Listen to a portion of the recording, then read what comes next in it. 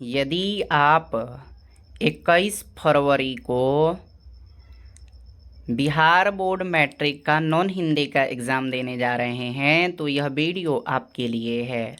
जी हाँ, इस वीडियो में हम सभी बात करने वाले हैं नॉन हिंदी के जितने भी महत्वपूर्ण लघु उत्तरीय एवं दीर्घ उत्तरीय प्रश्न हैं उन प्रश्नों की केवल बात करने वाले हैं। कौन कौन से प्रश्न एग्ज़ाम के दृष्टिकोण से महत्वपूर्ण है, इतना क्वेश्चन यदि आप कर लेते हैं तो आपको बनाने के लिए क्वेश्चन पर्याप्त है। आपके एक भी प्रश्न नहीं छूटेंगे। तो आइए उन प्रश्नों को देख लेते हैं कौन कौन से प्रश्न महत्वपूर्ण हैं। जैसा दूसरा चैप्टर का पहला क्वेश्चन है, ईद के दिन आमीना क्यों उदास थी। उसके अलावा अगला प्रश्न आप लोग याद जरूर कर लेंगे, मेला जाने से पहले हामिद दादी से क्या कहता है।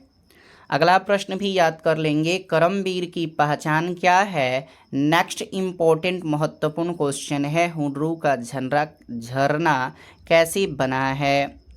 अगला इम्पोर्टेंट क्वेश्चन है, बाल गोविंद भगत गृहस्थ थे फिर भी उन्हें साधु क्यों कहा जाता था। ये भी क्वेश्चन आप लोग याद कर लेंगे। नेक्स्ट प्रश्न ध्यान रखेंगे, ईदगाह कहानी कैसी लगी, इसकी विशेषताओं को बताएं।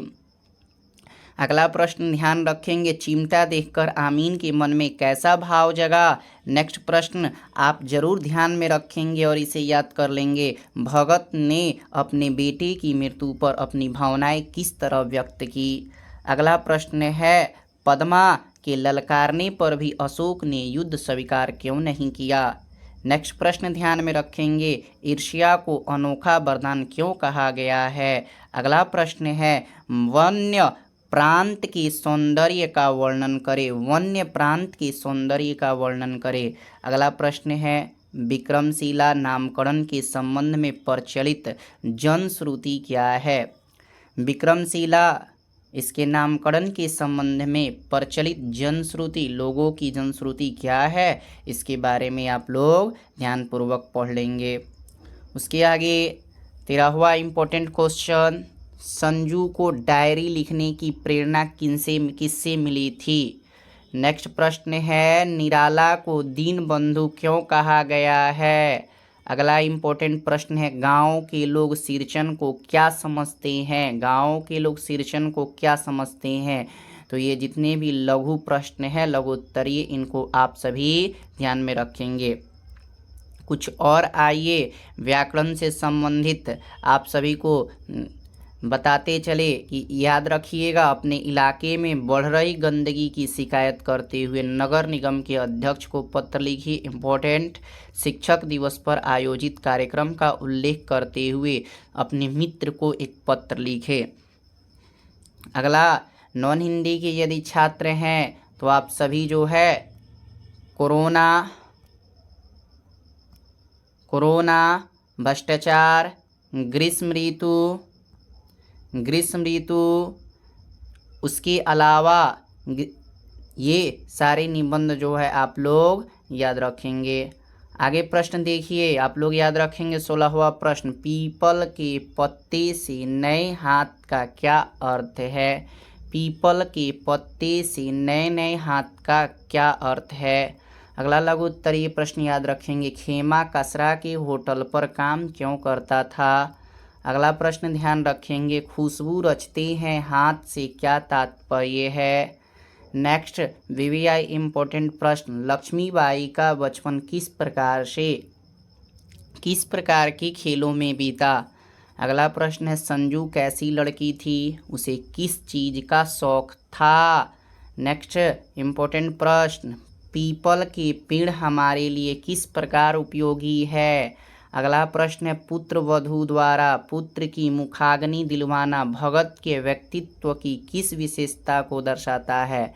तो पुत्र वधू यानी कि अपने बहू के द्वारा पुत्र की मुखाग्नि दिलवाना भगत के किस व्यक्तित्व की विशेषता को दर्शाता है, ये याद कर लेंगे। अगला प्रश्न ध्यान रखेंगे, मैट्रिक के बाद उच्च शिक्षा के लिए कर्पूरी ठाकुर को कहाँ जाना पड़ता था। अगला प्रश्न है, कर्पूरी ठाकुर अपने परिजनों को प्रतीक्षा करने के लिए क्यों कहते हैं? अगला 25वां प्रश्न ध्यान रखेंगे, कैसा वातावरण मिलने पर बुलबुल पक्षी गाने लगती है? ये जो है लघु के प्रश्न है जो इम्पोर्टेंट है। दीर्घ के कुछ प्रश्नों को भी आप सभी कवर कर लेंगे और उसे याद कर लेंगे। कौन कौन से प्रश्न? पहला, खुशबू रचते हैं हाथ कविता का सारांश लिखे। ईदगाह कहानी का सारांश लिखे, ये याद रखेंगे। इस साल के लिए इम्पोर्टेंट में है ईदगाह कहानी का सारांश। कहानी के किन किन प्रसंगों से ऐसा प्रतीत होता है कि शीर्षक अपने काम की ज़्यादा तरहीज देता है, उल्लेख कीजिए। ठीक है, ये दीर्घ में आप लोगों को प्रश्न पूछे जाएंगे, एक दीर्घ बनाने होते हैं तो ध्यान रखेंगे, इसे कवर जरूर कर लेंगे। एक सारांश तो आप लोगों को पूछी ही जाएगी, चाहे वो ईदगाह के लिए पूछे या खुशबू रचते हैं हाथ से सारांश पूछे या और भी सभी से पूछ सकते हैं, लेकिन ये दोनों मोस्ट इम्पोर्टेंट है, इसीलिए इन दोनों को आप सभी कवर जरूर कर लेंगे और अपनी अच्छी से तैयारी करके एग्ज़ाम देने जाएंगे। आप सभी को बेस्ट ऑफ लक।